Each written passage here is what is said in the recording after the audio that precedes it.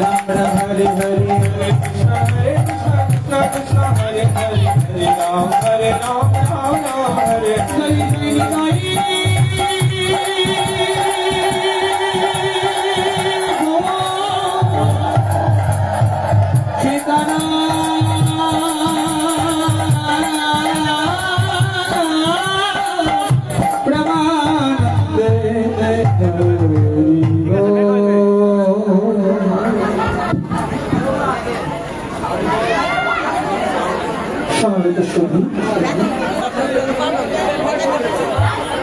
বিশ্ব শান্তি এবং সর্বজীবের মঙ্গল কামনায় অষ্টপ্রহরী শ্রী শ্রী রাধা গোবিন্দর অষ্টকালীন লীলা কীর্তনের প্রারম্ভিকায় দুদিনব্যাপী হরিকথার আমাদের কথায় আজ তৃতীয় রজনী। ইতিমধ্যে ব্যাংকের আসনকে অলঙ্কৃত করেছেন তারুণ্যের প্রণোদনা শক্তি বিপদগামী যুব সমাজের পথপ্রদর্শ শ্রীপাদ রাহুল কৃষ্ণ দাস।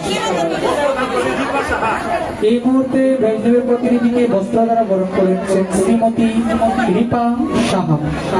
নিতাই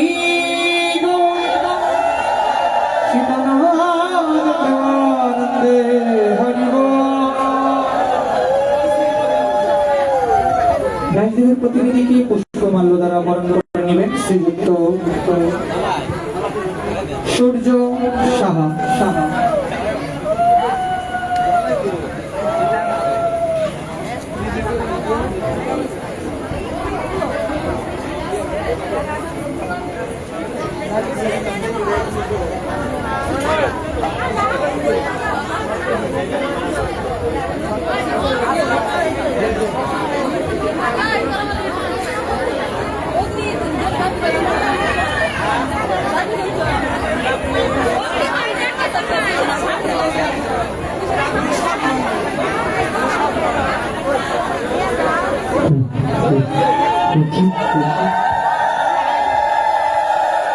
নিতাই গো সীতানাথ ব্রহ্মানন্দে হরি বল।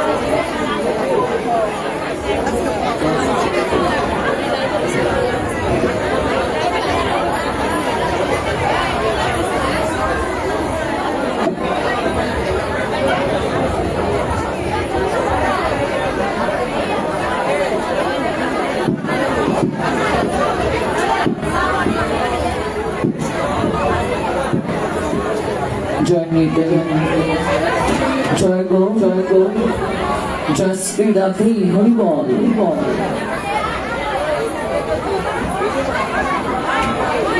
জয় নিতাই। সবাইকে নীরব থাকতে হবে, মনিটরটা কেবল চেক করি ঝামঝাম করছে। জয় নিতাই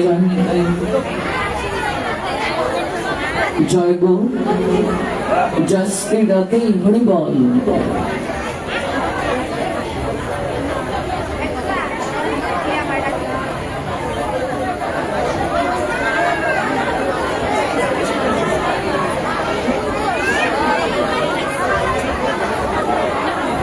নিতাই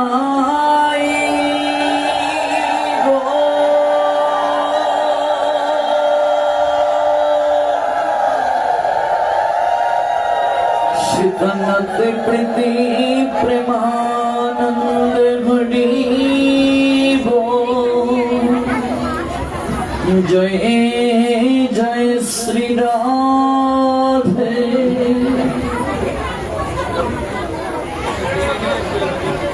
সাক্ষাৎ হরি কেন সমস্ত শাস্ত্র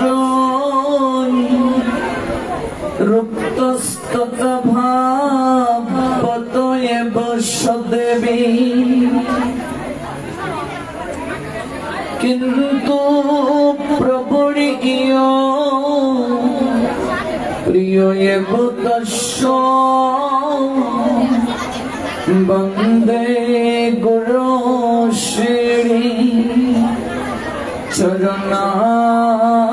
চরণারবিন্দম নময় বিষ্ণুপদায়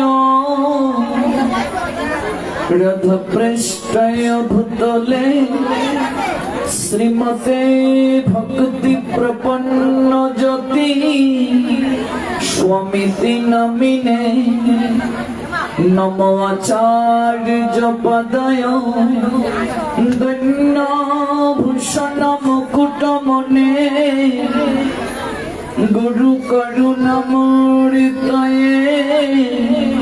ক্ষমা ধৈর্য শিরোমণে নমঃ শ্রীমতে ভক্তি কুসুম শ্রমণায় বৈ বিষ্ণুপদায় দেবায় কৃপা বেদয়ে নমো নমঃ শ্রী গৌরী করুণামূর্তি কৃপা পূর্ণ কলিবর শ্রী ভক্তি কুসুম বন্দে রাধা কুঞ্জ নিবাসিন নমঃ বিষ্ণুপদায় কৃষ্ণ পৃষ্ঠয় ভূতলে শ্রীমতে ভক্তি সিদ্ধান্ত সরস্বতী নমিনে আনন্দ লীলাময় বিগ্রহায় হেমাবতী বৎসবে সুন্দরায় তস্मै মহাপ্রেম রস প্রদায় চৈতন্য চন্দ্রায় নমো নমস্তে বন্দে বৃন্দাবন গুরু কৃষ্ণ কমল লোচন বল্লভী বল্লভং দেব শ্রী রাধালিঙ্গিত বিগ্রহ মহাপ্রসাদ জননী সর্ব সৌভাগ্য বর্ধিনী আদি ব্যাধি হরণিত তুলসী ত্বং নমস্তুতে শ্রীরূপে শ্রী সনাতন ভট্ট রঘুনাথ শ্রীজীব গোপাল ভট্ট দাস রঘুনাথ আমি এই ছয়ে গোসাই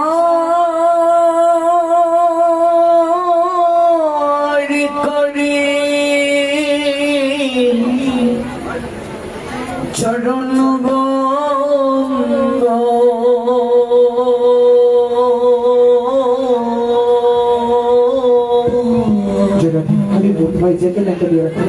জগতে বিঘ্ন না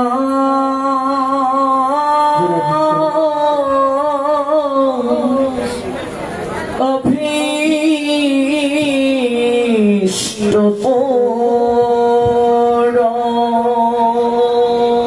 আমি এই ছয়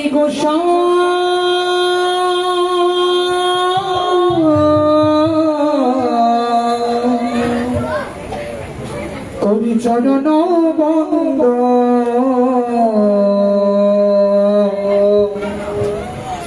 যাহা হতে বিঘ্ন না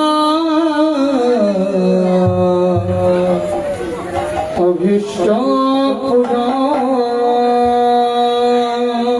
এই ইচ্ছায় গোসাই করি চরণ বন্দ যাহা হাতে মিলে রে ভাই কৃষ্ণ প্রেম ধর ইচ্ছায় গোসাই করি চরণ বন্দ যাহা হতে মিলে রে ভাই কৃষ্ণ প্রেম জয় গোসাই যার মই করগা দশ বড় পদ রে নমর পঞ্চগ্রা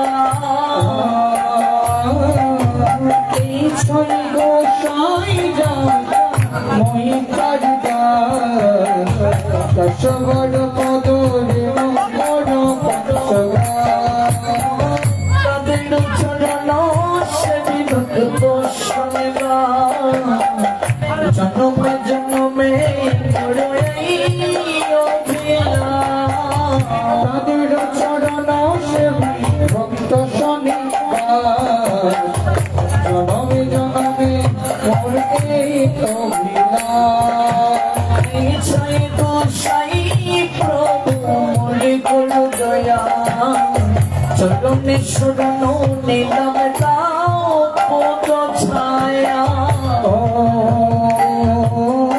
ঈশ্বরী গোসাই প্রভু হরে কর দয়া চরণ শরণ নিগম গাও পদ ছায়া জয় গোসাই জবে ব্রজ কইলা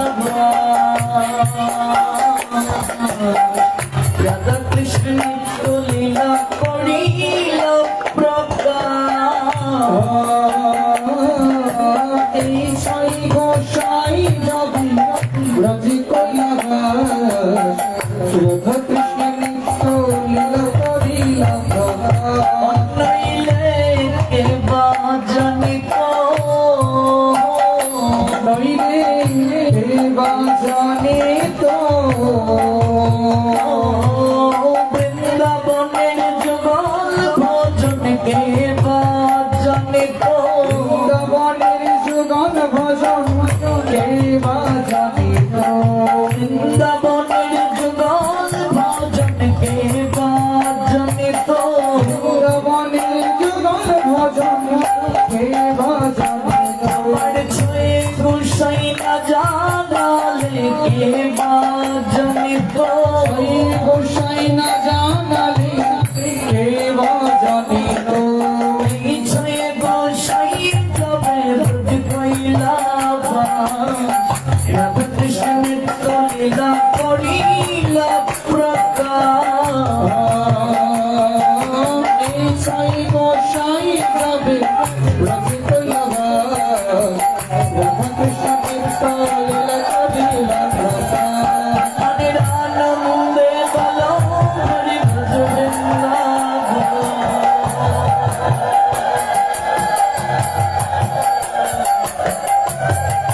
শ্রী গুরু বৈষ্ণব পদ যাইয়া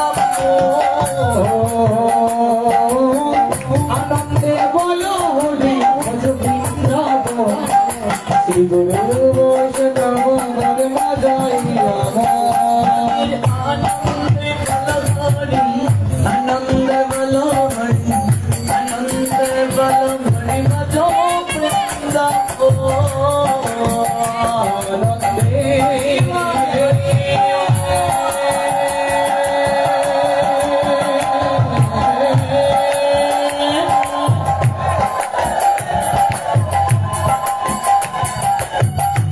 আনন্দে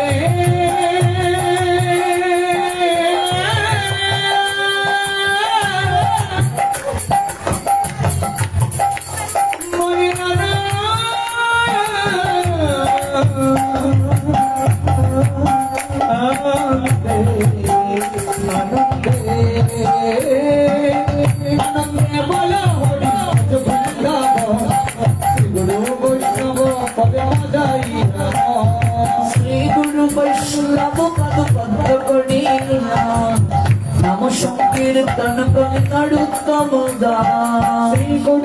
প্রভু প্রভু বন্ধ করি সংকীর্তন শ্রী কৃষ্ণ চৈতন্য নিত্যানন্দ শ্রী অদ্বৈত গদাধর শ্রীবাসুদেব গৌর ভক্তবৃন্দ শ্রী কৃষ্ণ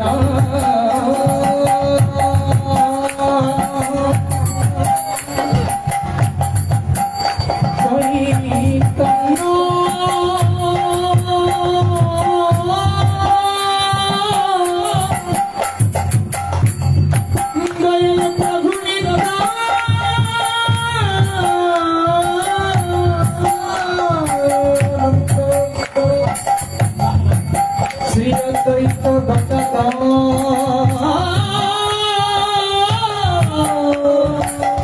শিবসদী গৌর ভক্ত বৃন্দ শ্রী কৃষ্ণ চৈতন্য নিত্যানন্দ শ্রী অদ্বৈত গদাধর শিবসদী গৌর ভক্ত বৃন্দ হরে কৃষ্ণ কৃষ্ণ কৃষ্ণ হরে হরে হরে রাম রাম রাম হরে হরে হরে কৃষ্ণ কৃষ্ণ কৃষ্ণ হরে হরে হরে রাম রাম রাম রাম হরে হরে সবাই মিলে গাইব ও হরে কৃষ্ণ কৃষ্ণ কৃষ্ণ হরে হরে হরে রাম রাম রাম হরে হরে হরে কৃষ্ণ কৃষ্ণ কৃষ্ণ হরে হরে হরে রাম রাম রাম হরে হরে সবাই হরে কৃষ্ণ কৃষ্ণ কৃষ্ণ হরে হরে হরে রাম রাম রাম হরে হরে হরে কৃষ্ণ কৃষ্ণ কৃষ্ণ হরে হরে হরে রাম রাম রাম হরে হরে হরে কৃষ্ণ কৃষ্ণ কৃষ্ণ হরে হরে হরে রাম রাম রাম হরে হরে হরে কৃষ্ণ কৃষ্ণ কৃষ্ণ হরে হরে হরে রাম রাম রাম হরে হরে হরে কৃষ্ণ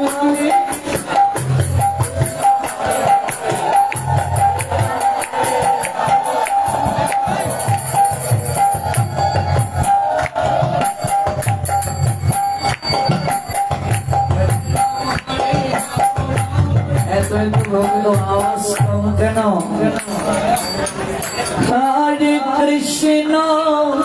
হরে কৃষ্ণ কৃষ্ণ কৃষ্ণ হরে হরে হরে রাম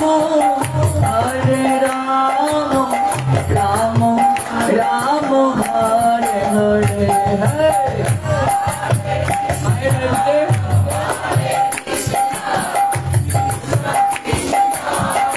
পিছনে অনেকে ঠুক নড়ছে না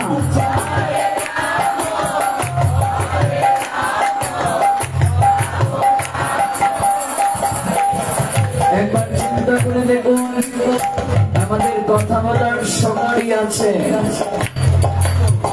বাক শক্তি থাকার পরও যে হরি গুণ কীর্তন করে না তার আর বোবার মাঝে কোনো পার্থক্য আছে? এখানে যারা আছি নিশ্চয়ই কেউ বোবা নয়। এই চমৎকার বাক শক্তি প্রাপ্তির পরও যদি কেউ একবার হরিনাম না করে ভগবান বলবেন তাহলে যা বাক শক্তি দেওয়ার পরও যেহেতু তোর বোধোদয় হলো না, আগামী জন্মটা বাকহীন হয়ে আসবে। প্রাণ ভরে কীর্তন করুন, একাকী হরিনাম করলে যে কৃপা হয় গঙ্গার সমীপে করলে শতগুণ বেশি কৃপা হয়। শ্রী বিষ্ণু মন্দিরে ভগবান বিষ্ণুর সান্নিধ্যে করলে সহস্র গুণ বেশি কৃপা হয়। আর সাধু সঙ্গে যদি কেউ কৃষ্ণ নাম কীর্তন করে তাহলে কোটি কোটি গুণ বেশি কৃপা হয়। হাতে তালি দিয়ে কেন কীর্তন করব? হাতে তালি দিয়ে কীর্তন করলে হাতের রেখা পরিবর্তন হয়ে যায়। কারো যদি মন্দ ভাগ্য থাকে, আপনি তালি দিয়ে কীর্তন করছেন, সাউন্ডটা ক্লিয়ার করো, তার রেখা পরিবর্তন হয়ে যাবে। এই দেহটা হলো বৃক্ষ মা। কোন বৃক্ষের ডালে যদি পাখি বসা থাকে, বৃক্ষের নিচে গিয়ে যদি কেউ তালি দেয়, পাখির কর্ণে যদি গোচরিত হয়, সেই পাখিটা উড়ে চলে যাবে কিনা? তো দেখো বৃক্ষে অসংখ্য পাপ পাখি বসে আছে।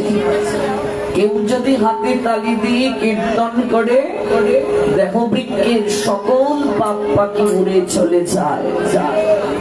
আসুন আমরা প্রাণ ভরে হাতে তালি দিয়ে কিছুটা সময় এই পুরুষোত্তম ব্রত মাসে কীর্তন করি।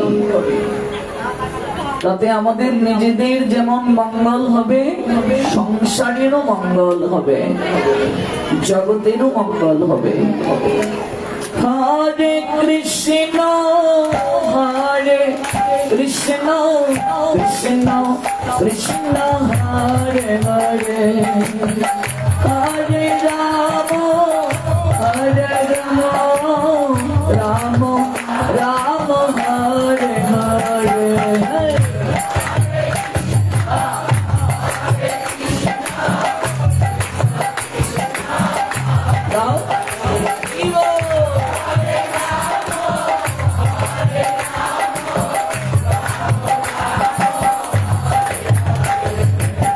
মহিমা জানার পরও এদিকে অনেকে ঠোঁট বন্ধ, ঠোঁট নামছে না। রাধে আর বলছে রাধে।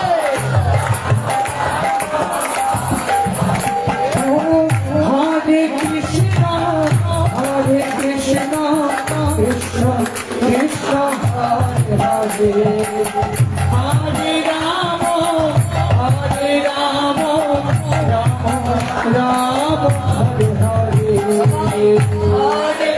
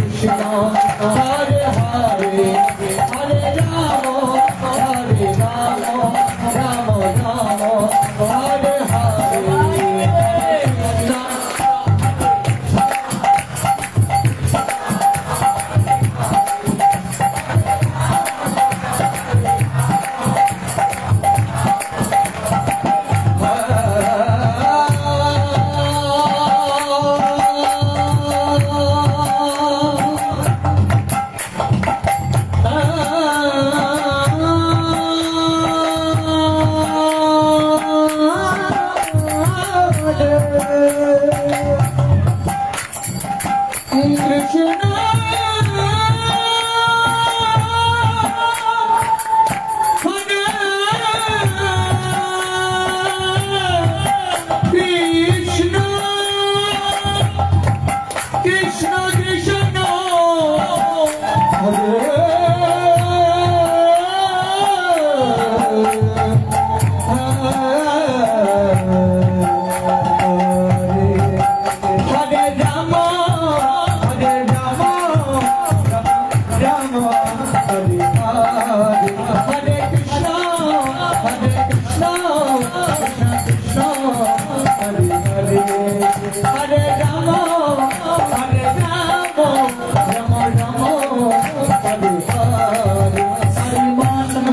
প্রভু আমাদেরকে হরিনাম করার সময় আরো একটি শিক্ষা দিয়েছেন। বাবা বলবো, দশে পাঁচে মিলি নিজ দাঁড়েতে বসিয়া কীর্তন করো সবে হাতে তালি দিয়া। একটু তালি দেয়া যাবে? হয় মৃদঙ্গের সাউন্ডটা ফুল বাড়িয়ে দিন। যাদের দুটো হাত আছে তুলুন, আগে তাল তারপর তালি। যাদের দুটো হাত আছে কৃপা করে তুলুন, আগে তাল। গৌর প্রেমানন্দে।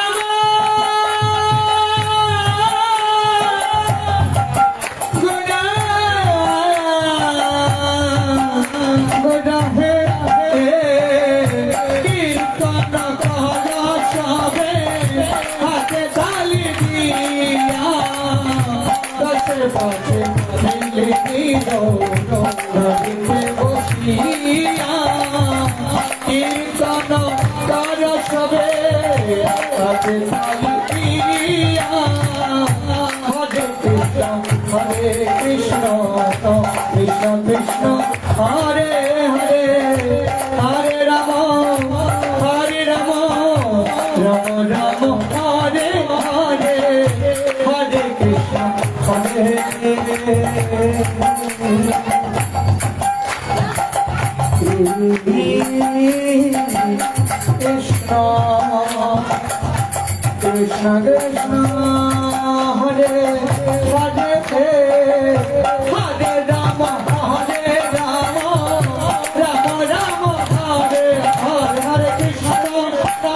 Krishna Krishna Krishna Hare Hare Hare Rama Hare Rama Rama Rama Hare Hare Hare Krishna Krishna Krishna Hare Hare Hare Rama Hare Rama Rama Rama Hare Hare Nitai Gour Hari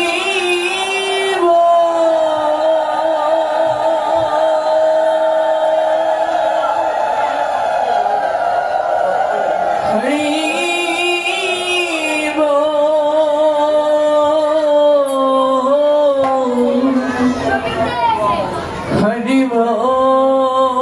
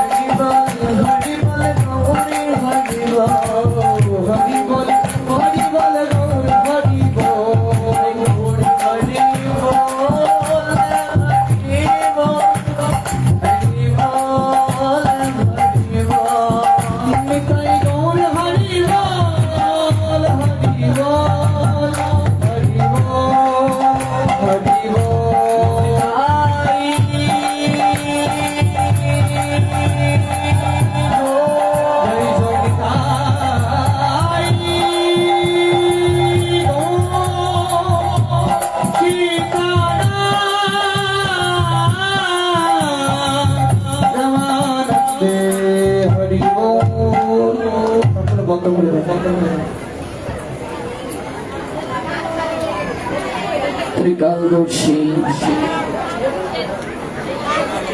মুক্ত মহাপুরুষ শ্রী শ্রী লোকনাথ ব্রহ্মচারী বাবার 136তম তিরুদান তিথি মহোৎসব উপলক্ষে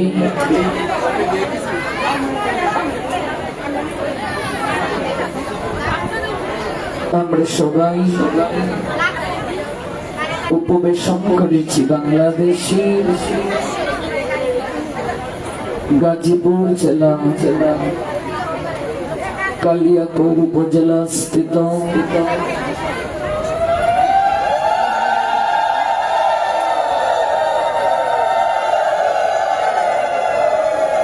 বলিয়াদি শ্রী শ্রী শিব মন্দির এবং শ্রী শ্রী রাধা গোবিন্দ মন্দির প্রাঙ্গণে দুদিন ব্যাপী বলিয়াদি সেবা সংঘ ক্লাবের উদ্যোগে যে ভক্তি রসশাস্ত্র শ্রীমৎ ভাগবতীর আলোকে অপ্রাকৃত ভগবানের কথামৃত আস্বাদনের ব্যবস্থা করা হয়েছে। অনুষ্ঠান মঞ্জুষায় আজ দ্বিতীয় রজনী এই প্রচন্ড গরমকে উপেক্ষা করি আপনারা যারা ভগবানের কথা শ্রবণ করার জন্য এই যজ্ঞস্থলে উপবেশন করেছেন, আপনাদের প্রত্যেকেই রাতুল আতুল চরণে আমি অভাজন বৈষ্ণব জ্ঞানে ভক্তিপূর্ণ প্রণাম নিবেদন করছি, কৃতজ্ঞতা নিবেদন করছি আয়োজনকারী ভক্তবৃন্দের প্রতি। আয়োজনকারী ভক্তবৃন্দের জয় হোক, তাদেরই প্রয়াস উত্তরোত্তর শ্রীবৃদ্ধি প্রাপ্ত হোক, ধাপে ধাপে উন্নতির সিঁড়ি জীবনে তারা নতুন নতুন সফলতা বয়ে আনুন। দেশ জাতি তথা সমাজ সমৃদ্ধ হোক তাদেরই কর্ম তৎপরতায়। আমরা গতকাল যে স্থলে ভগবানের কথার বিশ্রাম টেনেছিলাম, আজ আমরা সেখান থেকে পুনরায় শ্রবণ করব। তবে বিনম্র প্রার্থনা, ভগবানের কথা চলাকালীন সময় পর্যন্ত আপনারা কায় মনোবাক্যে নিবৃত সহকারে বসুন, শ্রবণ করুন। ভগবানের কথা শুরু হওয়ার পর যদি কেউ কথা বলে, গৌর প্রেমানন্দে, ভগবানের কথা যখন শুরু হয়ে যায় এরপর যদি কেউ কথা বলে তাহলে সকল পাপের ভার তাকে বহন করতে হবে। শুধু নিজের পাপের ভার নয়, এই যে অন্যের শ্রবণে মনোযোগ নষ্ট করছে, এই আসরের সকল পাপ তাকে নিতে হবে। যদি আমি অসুস্থ অনুভব করি চলে যাব, কিন্তু কারো শ্রবণে ব্যাঘাত ঘটাবো না। আমার ইমার্জেন্সি অনুভব হয়েছে যেতে, আমি চলে যাব, এমন ভাবে যাব যেন কারো শ্রবণে ব্যাঘাত না হয়, কারো মনোযোগ নষ্ট না হয়। যেহেতু এসেই গিয়েছি ভগবানের কৃপা প্রাপ্তির জন্য, এই গরমে তো একটু কষ্ট হবেই। নাট মন্দির কানায় কানায় পরিপূর্ণ, নড়াচড়া করারও জায়গা নেই। এরপর কষ্ট করে যেহেতু বসেই গিয়েছেন, যারা ফ্যানের নিচে বসেছেন তারা তো সৌভাগ্যের অধিকারী, আর যারা ফ্যান পান নাই তারা কিন্তু কথা বলছেন না। কেমন? কিন্তু ফ্যানের নিচে বসেও যদি কথা বলতে হয়, দুর্ভাগ্য সেটি। কায় মনোবাক্যে শ্রবণ করুন। আমরা গতকাল যে স্থলে ভগবানের কথার বিশ্রাম টেনেছিলাম, আজ আমরা সেখান থেকেই শ্রবণ করব।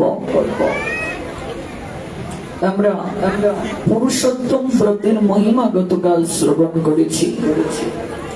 এই মাসটিকে কেন পুরুষোত্তম বলা হয় আমরা তা জেনেছি। আমরা আরো জেনেছি যে মল মাস কেমন করে সর্বশ্রেষ্ঠ মাস রূপে পরিগণিত হলেন, মল মাস কেমন করে ভগবানের শ্রেষ্ঠ কৃপা প্রাপ্ত হলেন। যে মল মাসে কর্মকাণ্ডের অনুষ্ঠান নিষিদ্ধ, কেবলমাত্র ভক্তি কাণ্ডের অনুষ্ঠানগুলো এই মাসে পালন করা হয়।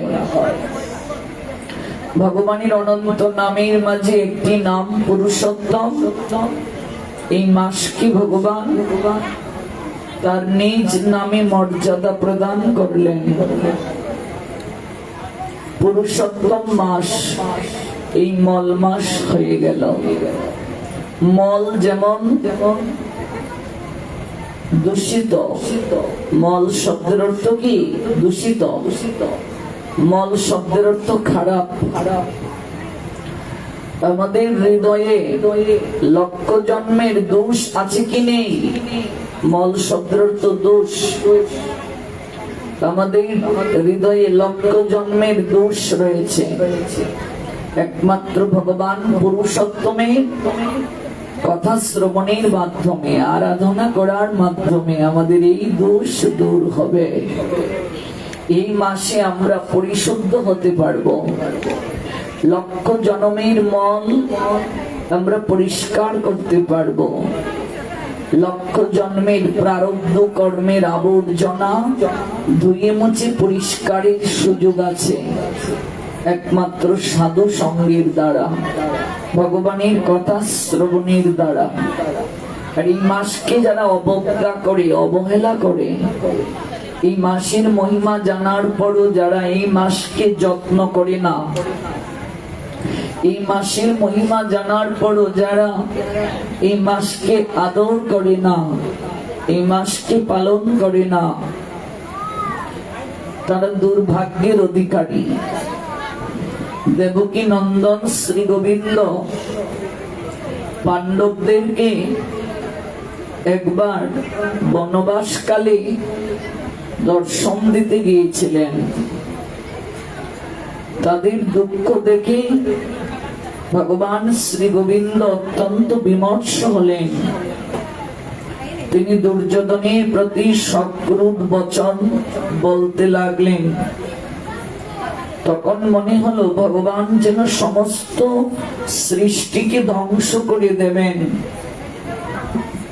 পাণ্ডবগণ ভগবানের নিকটে বিনম্র চিত্তে প্রার্থনা নিবেদন করলেন। অর্জুনের বিনম্র প্রার্থনা শ্রবণ করে ভগবান শান্ত হলেন এবং বলতে লাগলেন, হে অর্জুন, তোমাদের সবাইকে দর্শন করে এবং তোমাদের ভক্তিতে, ভালোবাসায় আমি আবদ্ধ হয়ে তোমাদের নিকটে তোমাদের এই দুঃখ অচিরেই কেমন করে দূর হবে, সেই দুঃখ দূর করার জন্য এক কৃপা প্রাপ্তির নিমিত্তে এক ব্রতের কথা তোমাদের কাছে আমি বর্ণনা করব। দ্রৌপদী ভগবানকে তখন একটু নিবৃত্তি নিয়ে গিয়ে বলেছিলেন যে হে গোবিন্দ, আমি করু সম্রাজ্ঞী, সম্রাটের মহিষী আমি, অথচ আমার জীবনে এত দুঃখ কেন, আমার জীবনে এত কষ্ট কেন, কেন আমার এত যন্ত্রণা? আজ কোন বংশের কুলবধূকে চুলের মুঠি ধরে টানতে টানতে রাজসভায় নিয়ে গিয়েছে দুঃশাসন, বস্ত্র হরণ করার জন্য বস্ত্র ধরে টানছিল। চিন্তা করুন তো, আপনিও তো একজন নারী, পতির সামনে, গুরুদেবের সামনে, গুরুজনের সামনে দ্রৌপদীর বস্ত্র ধরে টানছিল দুঃশাসন। একজন সম্রাজ্ঞী বনে বনে বনবাসিনী হলেন, বনে বনে ঘুরলেন, কেন তার এত দুঃখ? কখনো কি আমরা চিন্তা করেছি? আমরা অনেকেই বলি যে আমাদের এত দুঃখ কেন? ভগবানকে এত ভালোবাসো, তাহলে শরীরে এত রূপ কেন? ভগবানকে এত ভালোবাসো, তাহলে তোমার এত দুঃখ কেন? আচ্ছা, আমাদের থেকে পাণ্ডবেরা ভগবানকে কম ভালোবাসেন না বেশি ভালোবাসেন? হ্যাঁ, এখানে এমন কেউ আছেন কোন রমণী যে দ্রৌপদী থেকে গোবিন্দকে বেশি ভালোবাসেন? আছেন নাকি? যে আমি দ্রৌপদী থেকে গোবিন্দকে বেশি ভালোবাসি, প্রশ্নই ওঠে না। দ্রৌপদী গোবিন্দকে কতটা ভালোবাসেন একটা উদাহরণ দিচ্ছি। যখন যুধিষ্ঠির মহারাজকে সবাই সংবর্ধনা প্রদান করার জন্য এক এক রাজ্য থেকে এলেন, চক্রবর্তী সম্রাট রূপে অভিবাদন করার জন্য, দ্বারকা থেকে গোবিন্দ এসেছেন, সঙ্গে রুক্মিণী, সত্যভামা, প্রধান মহিষীগণ এসেছেন, শিশুপালও এসেছেন। এমন কোন প্রদেশের রাজা নেই তারা আসেন নাই, প্রত্যেকে এসেছেন। সেই জায়গায় গোবিন্দের অঙ্গুলি একটু কর্তন হয়ে গিয়েছিল, কয়েক ফোঁটা রক্ত পড়ছিল। রুক্মিণী অন্দরমহলের দিকে যাত্রা করলেন। কেন? কাপড় নিয়ে আসবেন, গোবিন্দের আঙ্গুলটা বেঁধে দেবেন। আমরা দেখেছি আঙ্গুল কেটে গেলে আমাদের মায়েরা কাপড় দিয়ে আঙ্গুলটাকে বেঁধে দিতেন। রুক্মিণী, সত্যভামা অন্দরমহলের দিকে যাত্রা করছেন কাপড় আনার জন্য। এদিকে সম্রাজ্ঞী দ্রৌপদী যুধিষ্ঠির মহারাজের পাশে রাজসিংহাসন আলো করে আছেন। যখন তিনি দেখলেন গোবিন্দের অঙ্গুল থেকে কয়েক ফোঁটা রুধির পড়ছে, শীঘ্র করে তিনি সিংহাসন ত্যাগ করে দ্রুত গতিতে চলে এলেন। কি করে হলো সখা? রুধির কেন পড়ছে?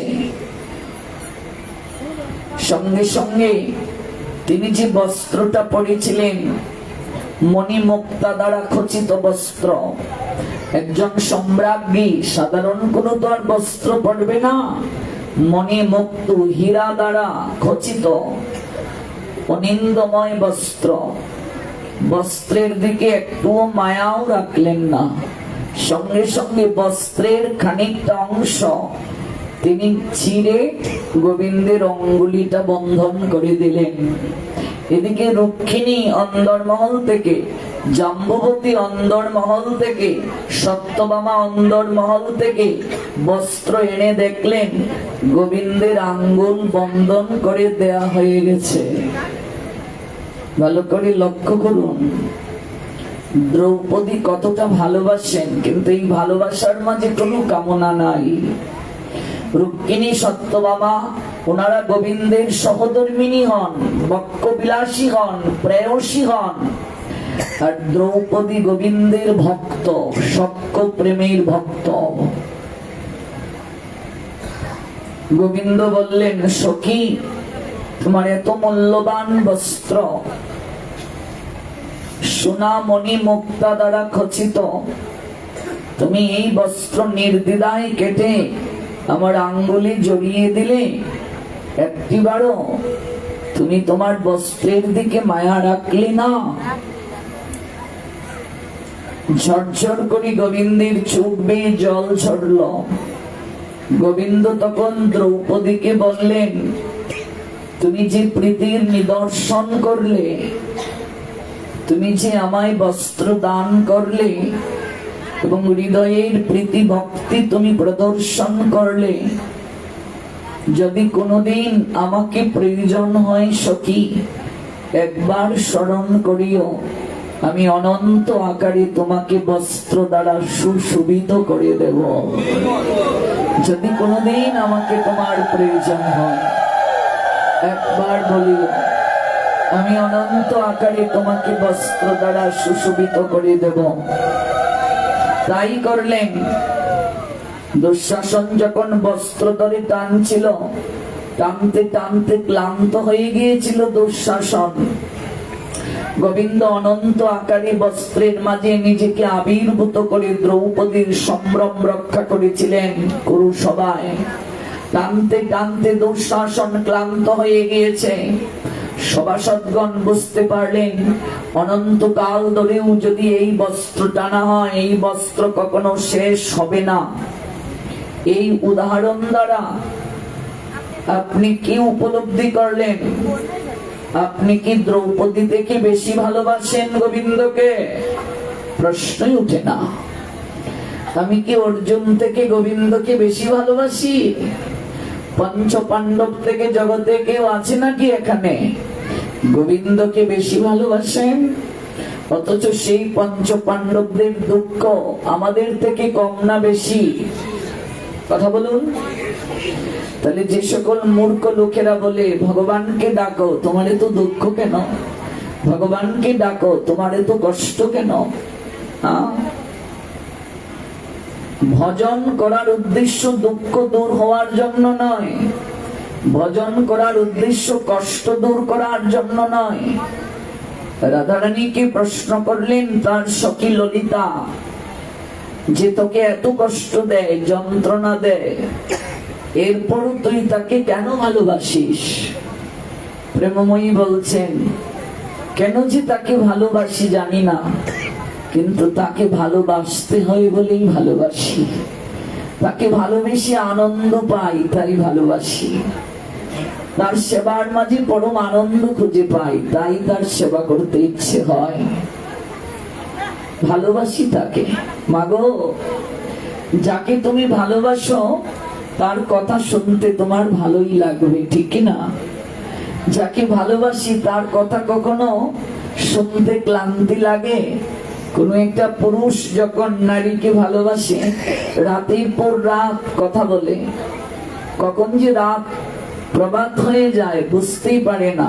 আর একটু সময় কথা বলো না, শেষ হয় না। আর একটু সময় কাছে বসো না। ভালোবাসলেই তার কথা শুনতে ভালো লাগে, তার সঙ্গে সময় কাটাতে ভালো লাগে। তাকে নিজে রান্না করে একটু প্রসাদ পাওয়াতে ভালো লাগে। কোনো একটা ভালো জায়গায় গিয়েছি, তার কথা মনে হয়, যদি সে থাকতো। ভালোবাসলে মন হয়। সম্পর্ক থাকলে সব হয়।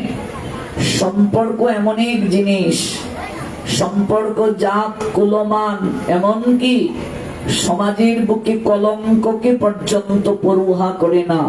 বুঝতে পারলে? সম্পর্ক ভালোবাসা কলঙ্ককেও পরোয়া করে না। নিন্দার কাঁটা যদি না লাগিল গায়ে, প্রেমের কি সুখ আছে বলো? কাউকে ভালোবাসো আর নিন্দা সহ্য করতে পারবে না, কলঙ্ক সহ্য করতে পারবে না, তা তো হতে পারে না।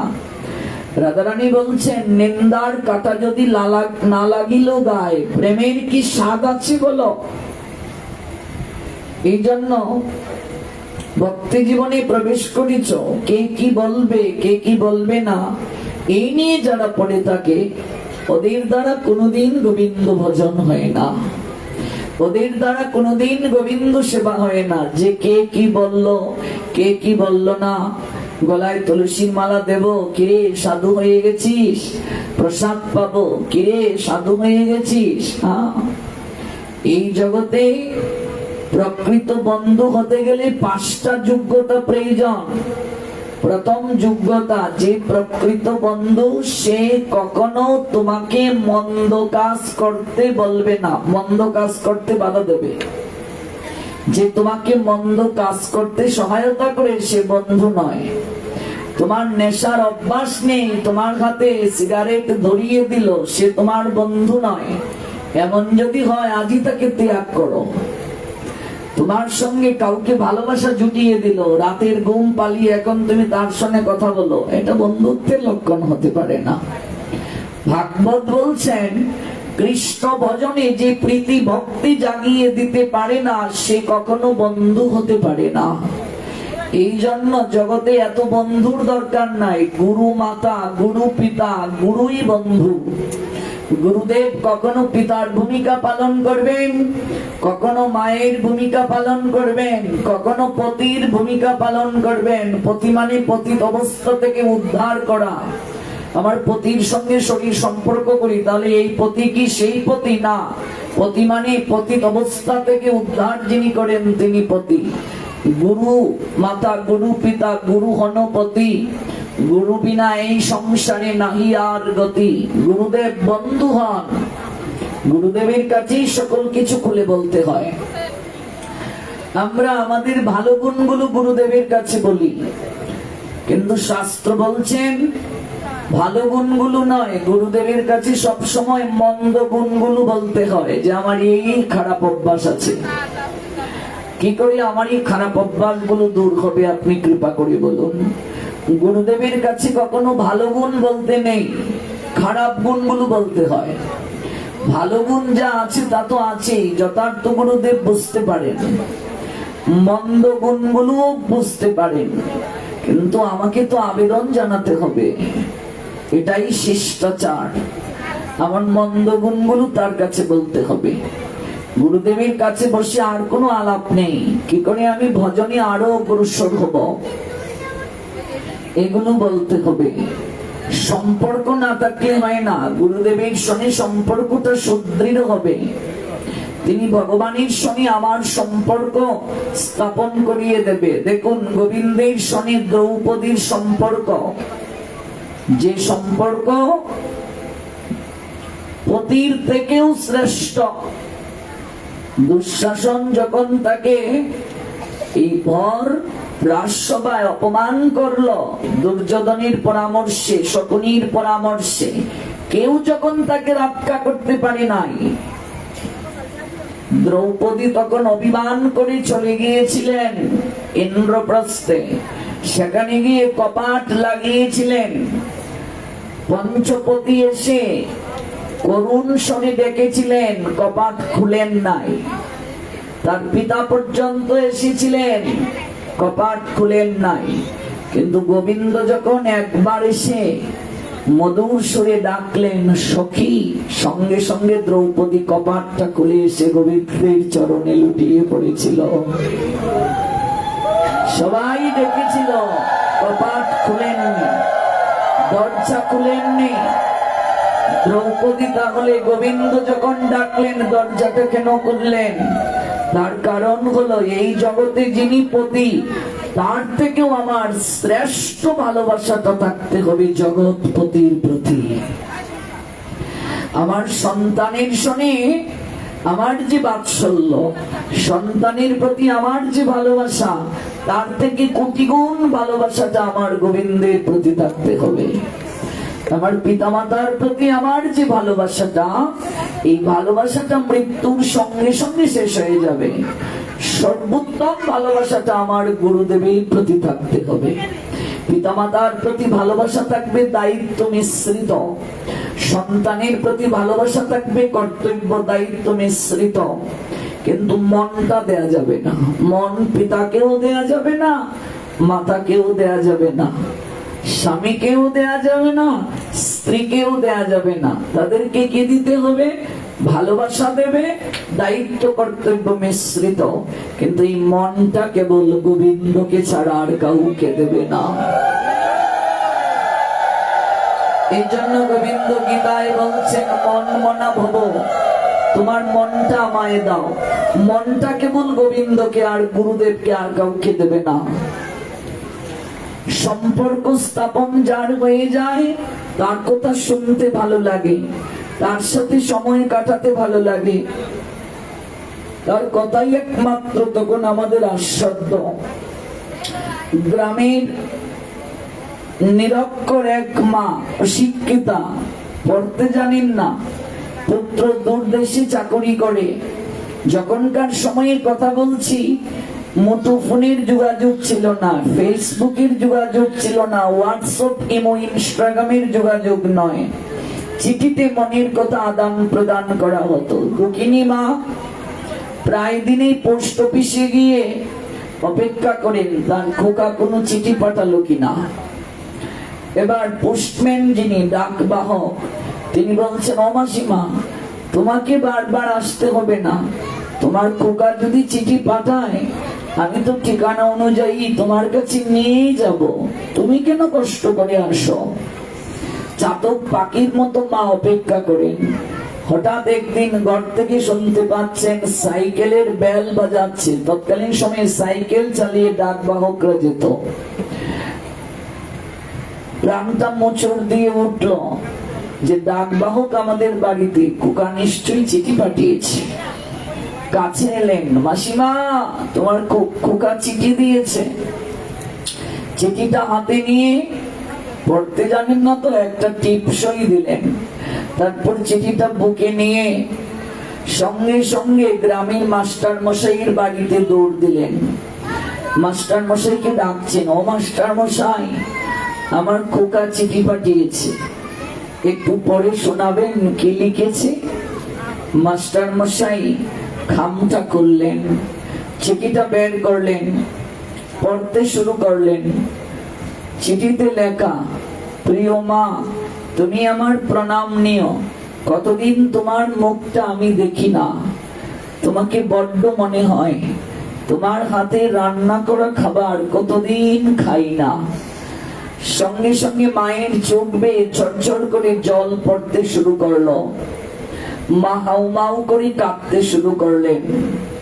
একই কথা মাস্টার মশাই পড়ছেন, কিন্তু মাস্টার মশাইয়ের চোখে জল নেই।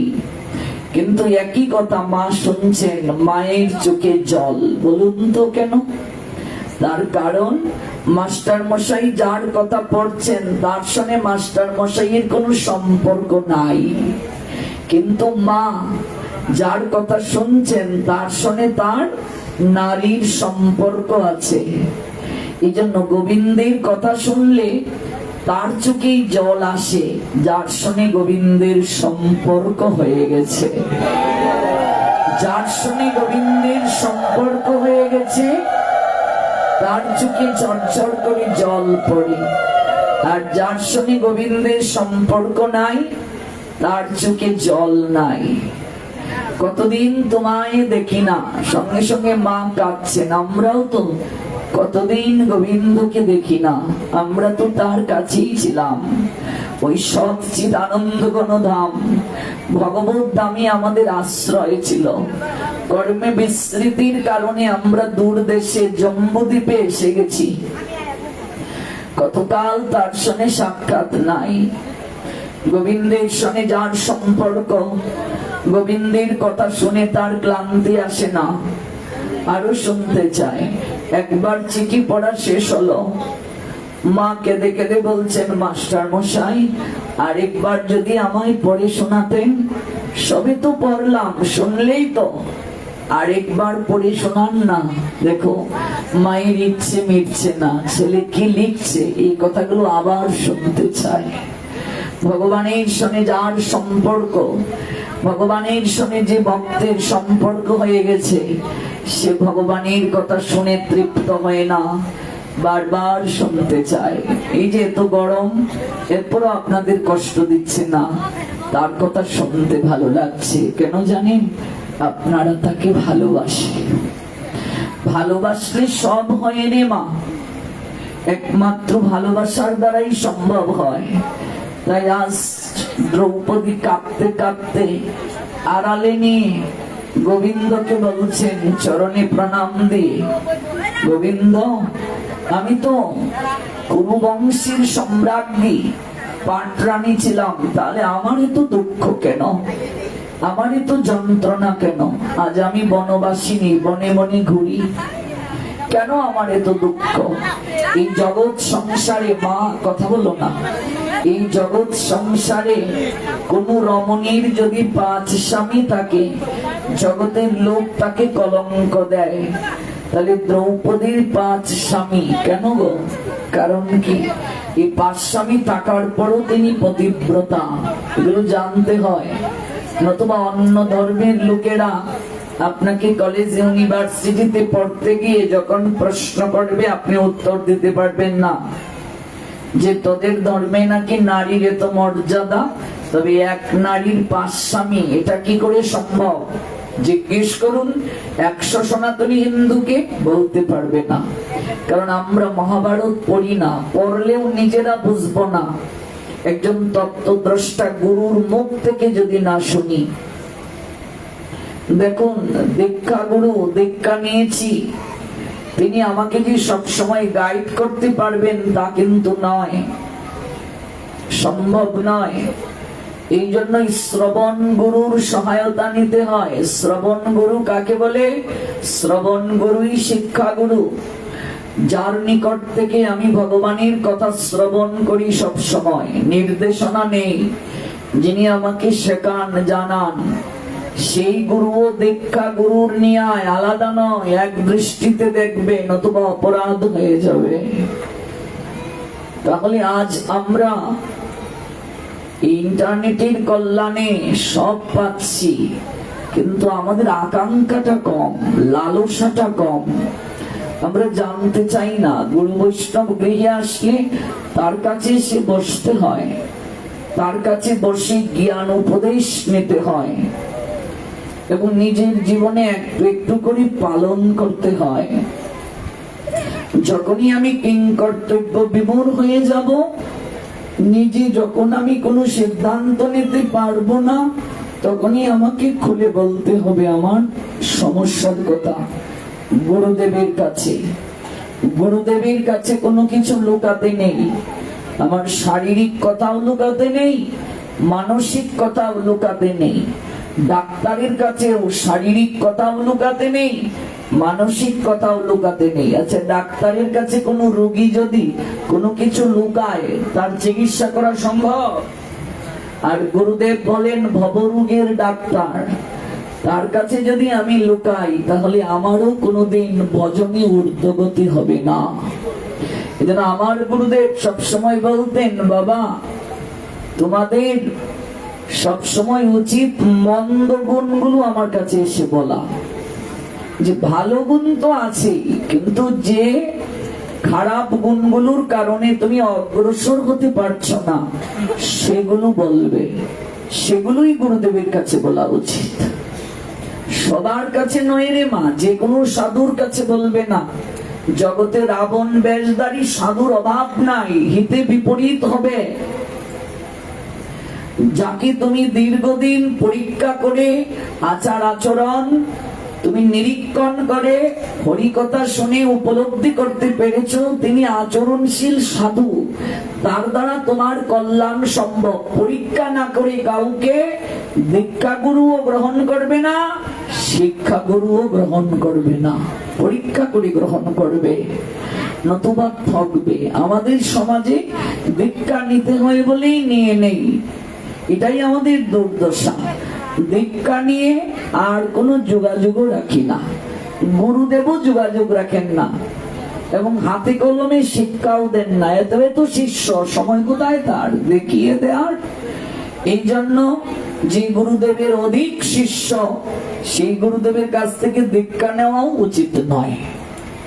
কারণ আমাদের গোস্বামীগণ বললেন অধিক শিষ্য গ্রহণ করিবে না। অধিক শিষ্য যদি গ্রহণ করে সেই গুরুদেব কজনকে মানুষ করবে, কজনকে গাইড করবে। যদি আমার গুরুদেবকে একটু আমার বাড়িতে নাই আনতে পারলাম, নিজের হাতে রান্না করে একটু তাকে প্রসাদী পাওয়াতে না পারলাম, এই যোগ্যতাই যদি আমার অর্জন না হলো, তাহলে তো আমার সম্পর্ক হলো না। মন্ত্র পেলাম বটে, কিন্তু তার সন্তান রূপে স্বীকৃতি হলো না। এই জন্য দীক্ষা নেওয়ার আগে বুঝতে হবে তিনি পরম্পরায় আছেন কিনা, তিনি সৎ আচরণশীল কিনা। এগুলো জেনে দীক্ষা নিতে হবে, বুঝে দীক্ষা নিতে হবে।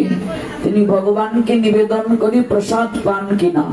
যে গুরুদেব আহার শুদ্ধ শিষ্যকে করতে বলেন না, নিজেও আচরণশীল নন, কিংবা নেশা করেন, পরম্পরা নাই, পরিবারভুক্ত নয়, তার কাছ থেকে দীক্ষা নেওয়া যাবে না। যদি প্রথাগত ভাবে আপনি দীক্ষা নিয়েও নেন, পরে যদি বুঝতে পারেন আপনি ঠিক জায়গায় নাই, তখন আপনাকে আবার সংস্কার হতে হবে। সংস্কার মানে প্রমোশন, ভক্তির ঊর্ধ্ব স্তরে যাওয়ার জন্য আরেকজন তত্ত্বদ্রষ্টা গুরুদেবের কাছ থেকে পুনরায় দীক্ষা নিতে হবে। এটি নিয়ম। কারণ আজকাল অধিকাংশ লোকেরাই যে দীক্ষা নিচ্ছে, নিতে হয় বলেই নিচ্ছে, জানেই না এই সকল বিষয়। কিছু মূর্খ লোকেরা বলে আমার গুরুদেব যাই করুন তা আমার দেখার বিষয় নয়, আমি তো করছি না। কি ভুল কথা বলে বলুন তো। যে গুরুদেব আমায় হাতটা ধরে ভগবানের কাছে নিয়ে যাবে, যে আমাকে ভগবান দর্শন করিয়ে দেওয়ার যোগ্যতা রাখবে, যে আমাকে ভগবানের কাছে নিয়ে যাওয়ার পথ প্রদর্শক হবে, তিনি নিজেই যদি অন্ধ থাকেন, আমাকে কি করে পথ দেখাবেন? এক অন্ধ তো আরেক অন্ধকে পথ দেখাতে পারে না। যে গুরুদেব পুরুষোত্তম ব্রত পালন করেন না, আমাকে কি বলবেন তুমি ব্রত করো? যে গুরুদেব একাদশীতে রুটি খায়, তিনি কি আমাকে বলবেন রুটি খেও না? যে গুরুদেব নির্জলা করেন না, তিনি কি আমায় বলবেন নির্জলা করো? আচ্ছা, ভালো স্কুলে আপনি আপনার সন্তানকে ভর্তি করাবেন, আপনি সন্তানকে কত পড়াশোনা করান? যদি পরীক্ষায় সে এলাও না হয়, তাহলে সরকারি ভালো স্কুলে ভর্তি হওয়ার সুযোগ আছে? কথা বলুন। ইউনিভার্সিটিতে আপনার সন্তান চান্স পাবে, তাকে কোচিং করতে হয় কিনা, পড়াশোনা করতে হয় কিনা? আপনি পড়াশোনা না করে কি ইউনিভার্সিটিতে চান্স পেতে পারবেন? ঠিক তেমনি ভালো স্কুলে ভর্তি হতে গেলে যেমন পড়াশোনা করতে হয়, পরিশ্রম করতে হয়, ভালো গুরুদেবের কাছ থেকে দীক্ষা নিতে গেলেও আপনাকে পড়াশোনা করে, আচরণ করে, গুরুদেব দেখবেন পরীক্ষা করে আপনি এলাও হয়েছেন কিনা, তারপর আপনাকে দীক্ষা প্রদান করবেন। গৌর প্রেমানন্দে। এটাই হলো নিয়ম।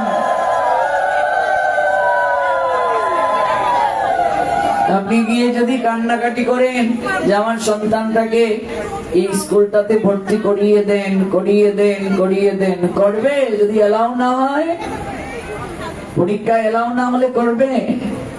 হ্যাঁ। তো এই ক্ষেত্রে আমরা ঠিকই বুঝি, কিন্তু গুরুকরণ করার ক্ষেত্রে আমরা তখন বুঝি না, উপলব্ধি করি না। এটি হলো আমাদের জীবনে দুর্দশা, এটি আমাদের জীবনে দুর্ভাগ্য। এই দুর্ভাগ্য থেকে আমাদের বের হতে হবে, এই দুর্দশা থেকে আমাদের বের হতে হবে। এই জন্য দীক্ষা এত সহজ নয়। আগে জানুন, আগে বুঝুন, উপলব্ধি করুন। আজকাল কিছু লোকেরা, ব্যবসায়ীরা ভয় দেখিয়ে যায় আমাদের, কি গো তোমার দীক্ষা হয়নি, তোমার হাতের জল মূত্র তুল্য, তোমার হাতে কিছুই খাওয়া যাবে না, মানে ভয় দেখিয়ে দীক্ষা দিয়ে যাবে। এই হলো কথা, আর কোনো কিছু নয়। কাজে আপনি আগে হরিনাম করুন, হরিনাম করতে থাকুন। হরিনাম করতে করতে হরিনামই একদিন আপনাকে সৎ গুরুদেবের কাছে নিয়ে যাবে।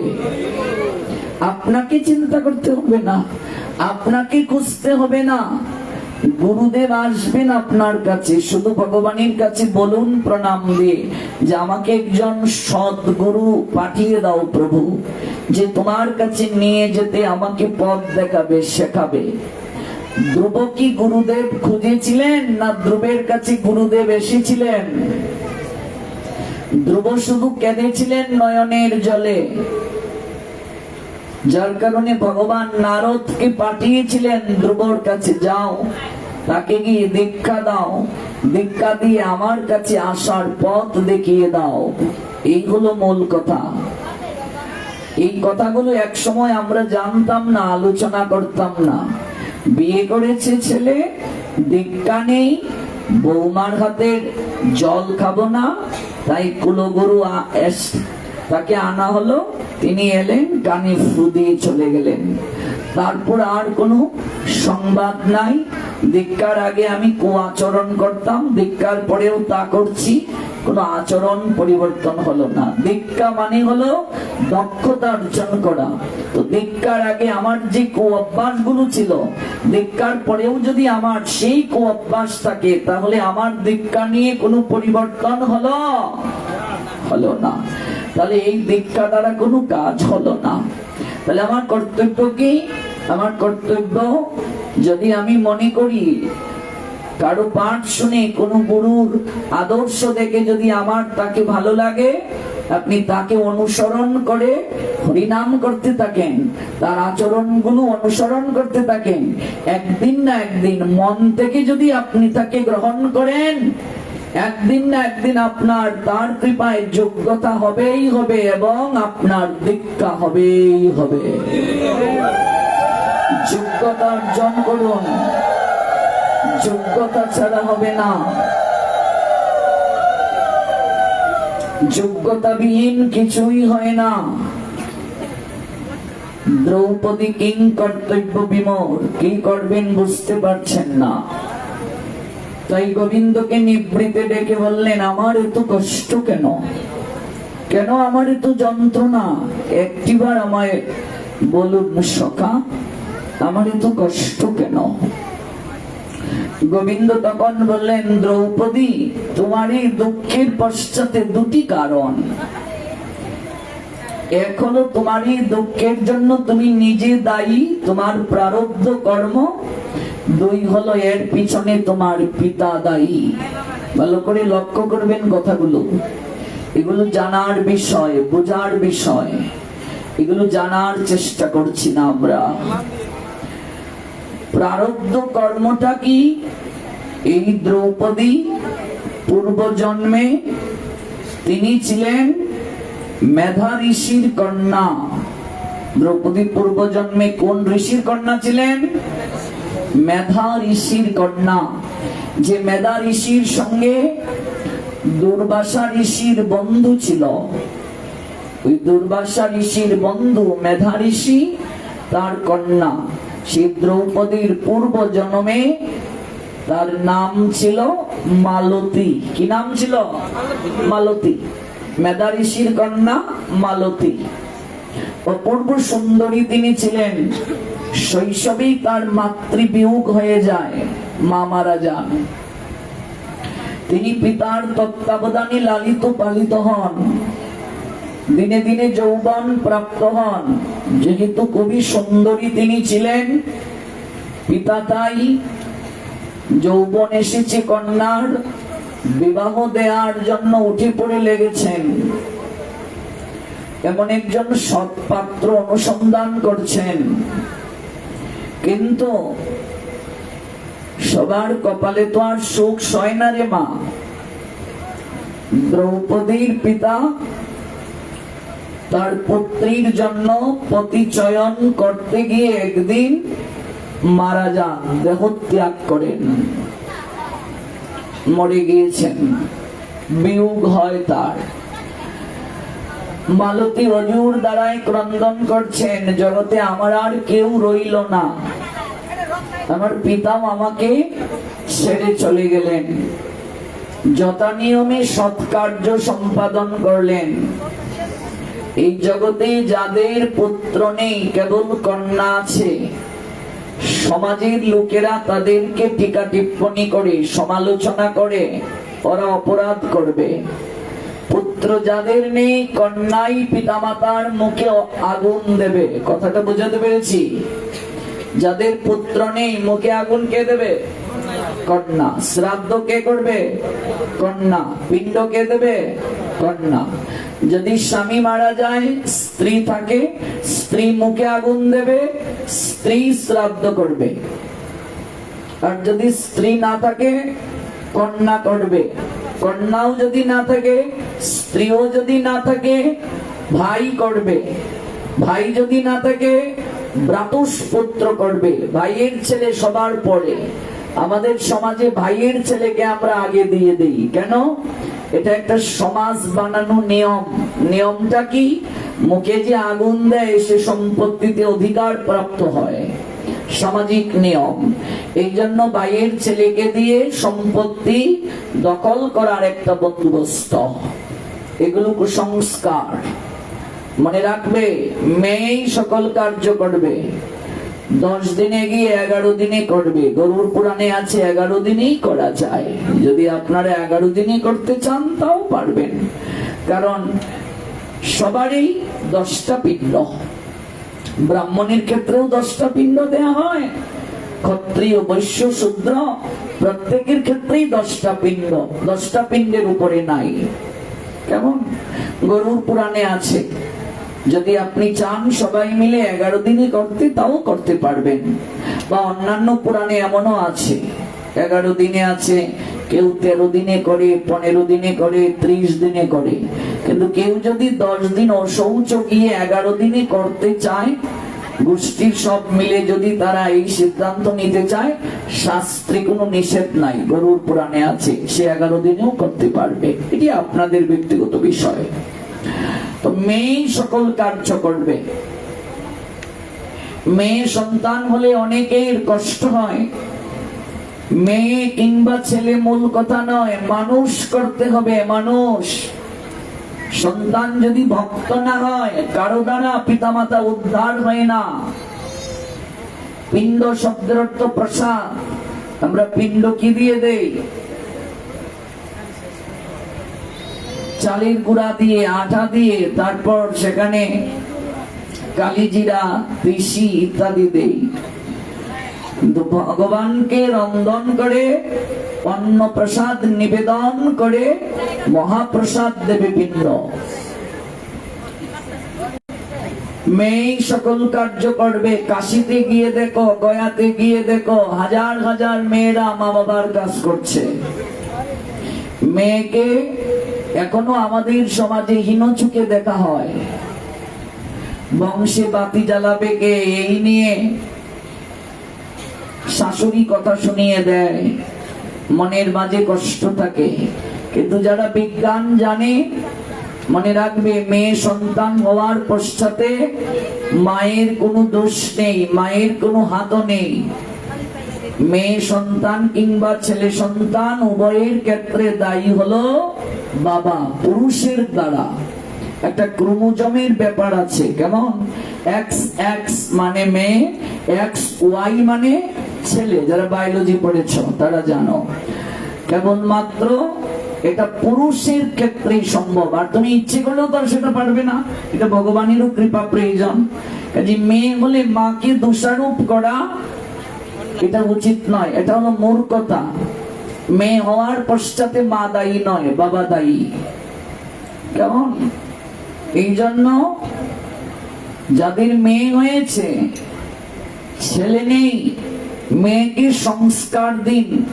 মেয়েকে মানুষের মতো মানুষ করে গড়ে তুলুন, যেন মা বাবাকে তারা ছেলের ন্যায় দেখে। বিবাহের পরও মেয়ে মা বাবার প্রতি দায়িত্ব পালন করবে, নতুবা সেই মেয়েকে শাস্তি পেতে হবে। যেহেতু তার ভাই নেই, দেখবে কে? মেয়েই দেখবে। তারপরে মেয়েকে এস্টাবলিশ হতে হবে, নিজের পায়ে দাঁড়াতে হবে। নাহলে তো জামাইয়ের কাছে হাত পাততে হবে, আমার 500 টাকা দাও, মাকে দেবো। কেন? সে এস্টাবলিশ হবে, নিজের পায়ে দাঁড়াবে। এখনো আমাদের সমাজে একটা কুসংস্কার আছে, গ্রাজুয়েশন কমপ্লিটের আগেই মেয়েকে বিয়ে দিয়ে দেবে। ও গো, মেয়ে হয়েছে, তাড়াতাড়ি আপদ বিদায় করো। যারা বলছে তারা নিজেরাও মেয়ে। আমরা খুব স্বার্থপর। গাভীর গড়ে যদি মেয়ে বাচ্চা হয়, বাছুরি হয়, খুব খুশি আমরা। আর বাছুর হলে ও বাছুর, আর যদি বাছুরি হয় খুব ভালো। আর বৌমার গড়ে যদি মেয়ে হয়, ছেলে হলে ঠিক আছে। হ্যাঁ, তার মানে গাভীর গড়ে বাছুর হলে মন খারাপ, বাছুরি হলে খুশি। আর বৌমার ঘরে মেয়ে হলে মন খারাপ, ছেলে হলে খুশি। তাহলে আমরা স্বার্থপর না তো কে স্বার্থপর? মানুষের মতো মানুষ করো। প্রথমে মেয়ে হলে ঘরে লক্ষ্মী প্রবেশ করে। মেয়ে মানে লক্ষ্মী, লক্ষ্মী স্বরূপিণী। বহু জায়গায় এক সময় ছিল যে মেয়েকে খাবারের ক্ষেত্রে বিমাতা সুলভ আচরণ করা হতো। মানুষের মতো মানুষ করো। মেয়ে ছেলে এই ভাবটা বুঝতে না দিয়ে মানুষের মতো মানুষ করো। বহু জায়গায় আমরা এই বিষয়গুলো দেখতে পাই। এটি দুর্ভাগ্য আমাদের জন্য, এটি দুর্দশা আমাদের জন্য। শাস্ত্র জানো, কুসংস্কার থেকে বের হয়ে আসো। মালতী সকল কার্য করলেন, মনির দুঃখে তিনি ক্রন্দন করছেন। শৈশবে মা ছেড়ে চলে গেল, বাবাও দেখো রাখলেন, আমায় কে দেখবে? একটাই কন্যা, অভিভাবক যদি না থাকে, একটা মেয়ের বিবাহ দিতে যে কত কষ্ট, এটা বলার অপেক্ষা রাখে না। দুর্বাসা ঋষির কানে সংবাদটা গেল। দুর্বাসা যেহেতু মালতীর বাবার বন্ধু, অর্থাৎ মেধা ঋষির বন্ধু, দুর্বাসা তখন ছুটে এলেন।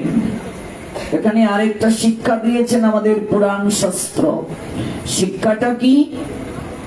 বাবার বন্ধুকে বাবার ন্যায় সম্মান করবে, আর বন্ধুর ছেলেকে নিজের ছেলের মতো দেখার কথা বলা হয়েছে। বন্ধুর মেয়েকে নিজের মেয়ের মতো দেখার কথা বলা হয়েছে। এখনকার যে বন্ধু, এগুলো তো আর বন্ধু নয়। দুদিন আগে গলায় গলাগলি করে চলেছিল, একটু স্বার্থ শেষ, তারপর বন্ধুত্ব শেষ। এগুলো বন্ধুত্ব নয়। বন্ধুত্ব বুঝতে গেলে সুদামা বিপ্র আর ভগবান গোবিন্দের লীলা শুনতে হবে, তাহলে বুঝবে বন্ধুত্ব কাকে বলে। আমাদের সমাজে এখন যে বন্ধুত্ব, এই বন্ধুত্ব হলো স্বার্থপরতা। এই তো কয়েক মাস আগের নিউজ, বন্ধুর স্ত্রীকে, বাড়িতে কেউ নাই, বন্ধু দায়িত্ব দিয়ে গিয়েছিল একটু দেখাশোনা করিস তো, বন্ধুর স্ত্রীকে ধর্ষণ করে ফেলেছে বন্ধু। বলুন তো। তারপর বন্ধু এই সংবাদ শুনে বন্ধুকে খুন করে ফেলেছে, গলা ছেদ দিয়ে ফেলেছে। তারপর এখন আছে জেলখানায়। কেমন বন্ধুত্ব দেখুন। এই হলো বন্ধুত্ব। কিন্তু সুদামা আর ভগবান কৃষ্ণের যে বন্ধুত্ব, এই বন্ধুত্ব জগতে বিরল। এই বন্ধুত্ব কোথাও পাবে না। আমরা বন্ধুত্বের প্রেমিকাকে ফুসলিয়ে নিজের করতে চাই। এই হলো বন্ধুত্ব। এখন মনে রাখবে, বন্ধুর স্ত্রীকে কখনো কুদৃষ্টিতে দেখতে নেই। ভালো করে লক্ষ্য করবে, এগুলো অপরাধ শাস্ত্র বলছেন। বন্ধুর স্ত্রীকে কুদৃষ্টিতে দেখতে নেই। হ্যাঁ, সেখানে ফুর্তি করতে পারে, ঢং করতে পারে, কিন্তু কুদৃষ্টিতে দেখা যাবে না। শুধু বন্ধুর স্ত্রী নয়, নিজের স্ত্রী ব্যতীত সকল নারীকে মাতৃস্বরূপে দেখার কথা বলা হয়েছে আমাদের শাস্ত্রে। মাতৃস্বরূপে দেখার কথা বলা হয়েছে। লোচন দাস ঠাকুরের নাম শুনেছেন? চৈতন্য মঙ্গল গ্রন্থ রচনা করেছেন যিনি, নরহরি দাস ঠাকুরের শিষ্য। সেই লোচন দাস ঠাকুরকে যখন বিবাহ করিয়ে দেয়া হয়েছিল, তখনকার সময়ে একেবারে বাল্যকালে বিয়ে দিয়ে দেয়া হতো। এক সময় কন্যা একেবারে ছোট, বিয়ে দিয়ে দেয়া হতো। লোচন দাস ঠাকুরকে বিয়ে দিয়ে দেয়া হলো একেবারে ছোট। তিনি তো সংসার বিরাগী, চলে এসেছিলেন। ভালো করে দেখেন নি বউয়ের মুখখানা। নরহরি ঠাকুর গুরুদেবের আশ্রমে এসে সেবা করতে শুরু করলেন। এদিকে কন্যা বড় হলো, যৌবনে পড়লো। যেহেতু বিবাহিত, বরের খোঁজ করছেন শ্বশুর, তার কন্যার বরের অনুসন্ধান করছেন, কোথায় পাওয়া যায়।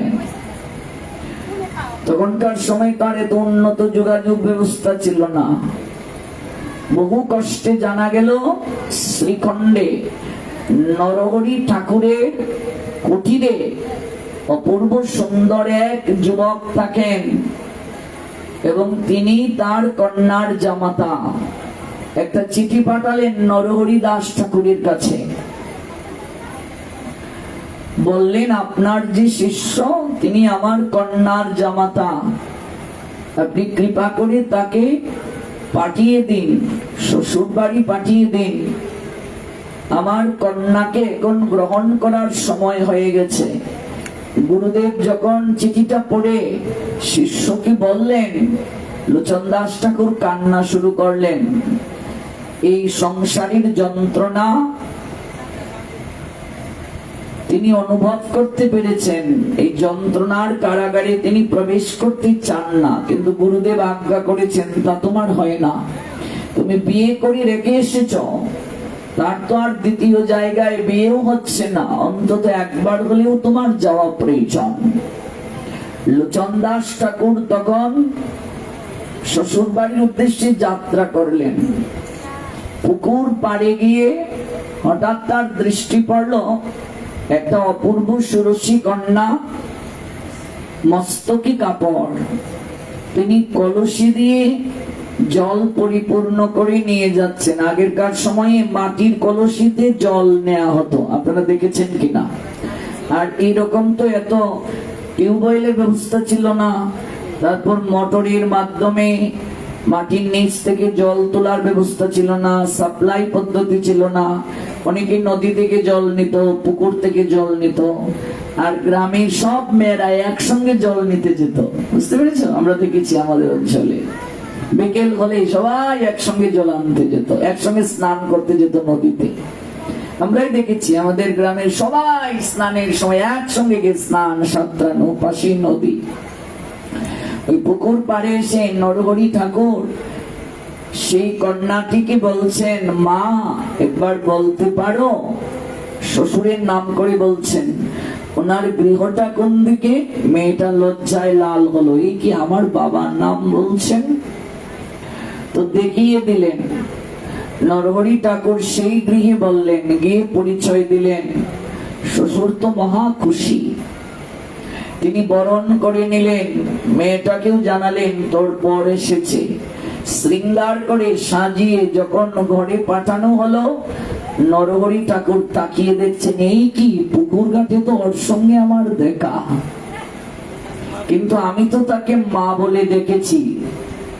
এই যে মা বলে ডাকলেন, জীবনে একদিনও আর স্ত্রী সঙ্গ করলেন না। কথা বোঝা যায়? আজকাল তো আমরা সবাইকে মাতাজি ডাকি, মাতাজি। হ্যাঁ, যে পুরুষ স্ত্রীকে মাতাজি বলে ডাকবে তার সঙ্গে আর কোনোদিন শরীর সম্পর্ক করতে পারবে না। এই জন্য স্ত্রীকে কেবল মাতাজি ডাকা যাবে না। নিজের স্ত্রী ব্যতীত প্রত্যেক নারীকে মাতাজি বলে সম্বোধন করবে। স্ত্রীকে কখনো মাতাজি বলে সম্বোধন করা যাবে না। মাতাজি শব্দের অর্থ কি? মার সঙ্গে কেউ শারীরিক সম্পর্ক করবে, ডাকছো মাতাজি, আবার রাত্রিবেলা মাতাজি হয়ে গেল শয্যা সঙ্গিনী। মাতাজি মানে মা। নিজের স্ত্রী ব্যতীত আর কাউকে কুদৃষ্টিতে দেখা যাবে না। নিজের স্ত্রী ব্যতীত সবাইকে মাতৃ জ্ঞান করার কথা বলা হয়েছে, মাতাজি জ্ঞান করার কথা বলা হয়েছে। এখন তো আমরা আধুনিক পরায়ণ। এবার অনেক মাসিরা তাদেরকে মাসিমা ডাকলে খুব তাদের লাগে। মাসিমা ডাকছেন কেন? আমার কি মাসিমার বয়স? আন্টি ডাকুন, আন্টি। এরকম একটা অভিজ্ঞতা হয়েছে আমাদের। এরকম একটা অভিজ্ঞতা হয়েছে আমাদের।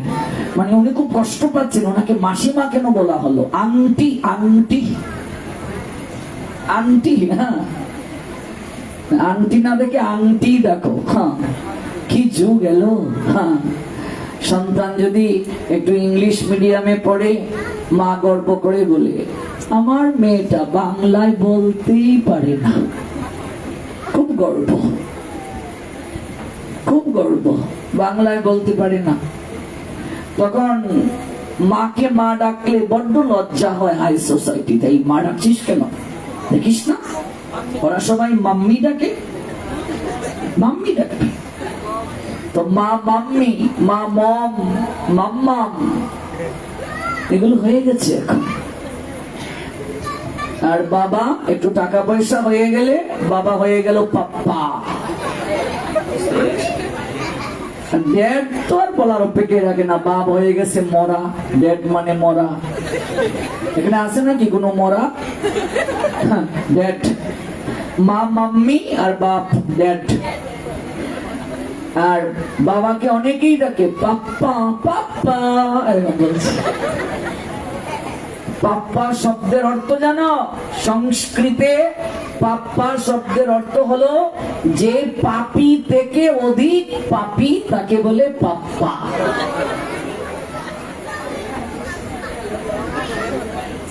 যে পাপী থেকেও অধিক পাপী, তাকে কি বলে? পাপ্পা। তাহলে তার বাচ্চা কি ডাকতেছে বাপকে? এক বচন, বহু, এক বচন, দ্বিবচন, বহু বচন। পাপ্পা মানে বহু বচন। অর্থাৎ পাপীদের মাঝে যিনি শ্রেষ্ঠ সর্দার, সে হলো পাপ্পা। বুঝতে পেরেছ? আমরা কেমন অসভ্য। আমরা বাবা থেকে পাপ্পা, পাপ্পা ডাকলে খুব খুশি হয়, পাপ্পা। এখানেই শেষ নয়, তারপর বাবু, বাবু ডাকলে তো আর বলার অপেক্ষাই রাখে না, বাবু, বাবু ডাকছে। বাবু মানে কাকে ডাকা হয় জানো? যার একটু টাকা পয়সা আছে, এক সময় তাদেরকে বাবু বলে ডাকা হতো। বাবু, যার একটু টাকা পয়সা আছে তাকে বাবু বলে ডাকা হতো। চা বাগানে বিশেষ করে ম্যানেজারদেরকে বাবু বলে ডাকা হতো। এই ডাকটা ব্রিটিশরা প্রচলন করেছে। বাবু, একটু টাকা পয়সা আছে তাই বাবু ডাকা হতো। তারপর এখন বাচ্চারাও তার বাবাদেরকে বাবু ডাকছে। বাবু ডাকাটাও মনে রাখবে অপরাধ, ভুল। জন্মদাতা পিতাকে বাবা ব্যতীত আর কোনো কিছু ডাকবে। এখানে কেউ আছেন নাকি বাবাকে পাপ্পা ডাকেন? বলিয়াদি কেউ নেই? আছে? বাবা, তার মানে এখানেও পাপীদের সর্দার আছে। তাহলে আজকে রাতেই পরিবর্তন করো। পাপ্পা মানে পাপী থেকেও নিকৃষ্ট। যে জগাই মাদাই তো সবচেয়ে বড় পাপী, ওদের থেকেও যে নিকৃষ্ট সে হলো পাপ্পা। পাপী থেকেও যে অধিকতর পাপী সংস্কৃতে তাকে বলে পাপ্পা। কেউ মাম্মি আছো? মাম্মি,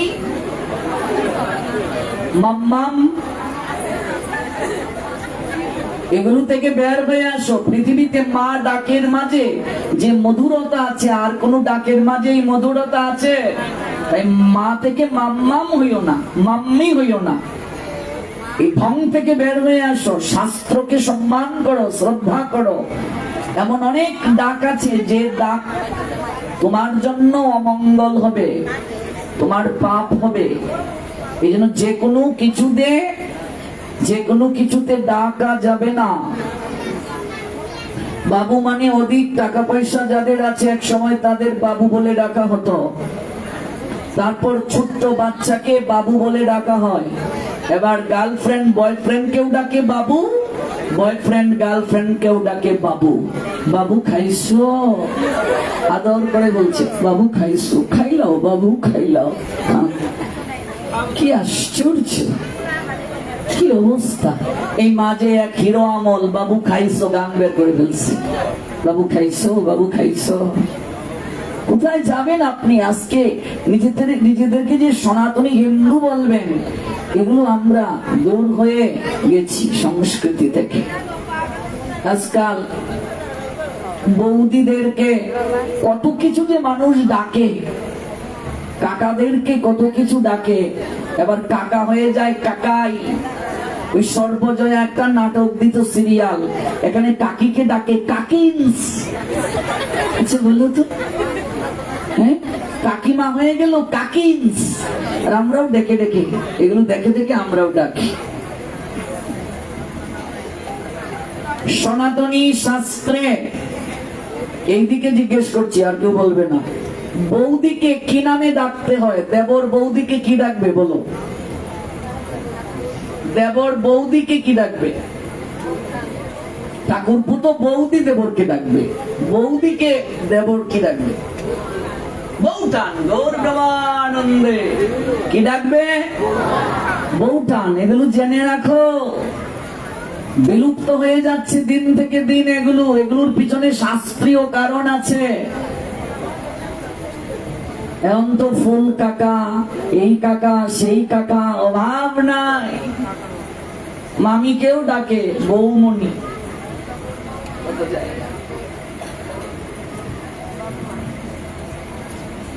দেবী হলেন লক্ষ্মী, লক্ষ্মী সুলভা আচরণ যাদের, গড়ের বউদেরকে বলা হতো লক্ষ্মী। এবার প্রেমিক প্রেমিকাকে ডাকে লক্ষ্মী, প্রেমিকা প্রেমিককে ডাকে লক্ষ্মী। লক্ষ্মী সোনা রাগ করো না, একটু হাসো প্লিজ। এই যে শব্দের অপব্যবহার, এই যে অর্থের ঠিক জায়গায় ব্যবহার না করা, এটিও এক প্রকার অপরাধ বলে গণ্য, মনে রাখবে। এগুলো অপরাধ, এগুলো ধার্মিক মুসলমানদের মাঝে পাবে না। ওরা কখনো এইভাবে অপব্যবহার করে না, ওরা ওদের সংস্কৃতি মানবে।